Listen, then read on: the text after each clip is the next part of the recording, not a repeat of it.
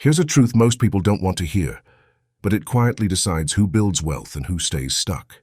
If money feels tight no matter how hard you work, if your income rises but your peace never does, it's not because you're unlucky.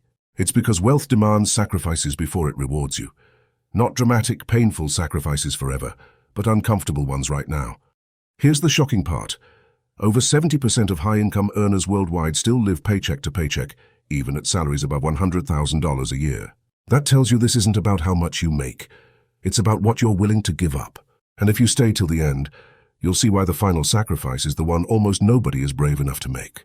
The first sacrifice is the illusion of deserved comfort. Most people tell themselves, I work hard, I deserve this lifestyle. And slowly, comfort turns into a financial cage. Bigger homes, newer cars, constant upgrades, each one quietly steals future freedom. The mistake isn't enjoying life, it's upgrading your expenses faster than your net worth. The alternative feels boring at first, living one level below what you can afford. When someone earning $80,000 lives like they earn $60,000, the $20,000 difference invested wisely can grow to over $300,000 in 20 years with compound growth.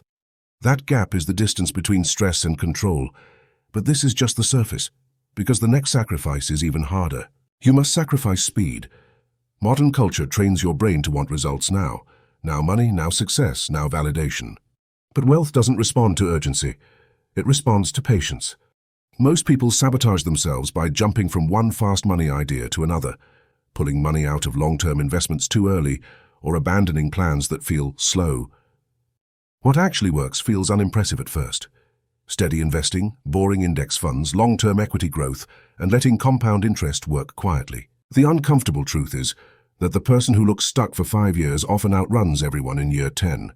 And if you think waiting is painful, the next sacrifice will challenge your identity. You must sacrifice being seen. Status spending is one of the most expensive habits in the world. Luxury cars on loans, designer brands on credit, vacations bought for social approval. These are not rewards, they are wealth leaks. The mistake is confusing looking rich with becoming rich.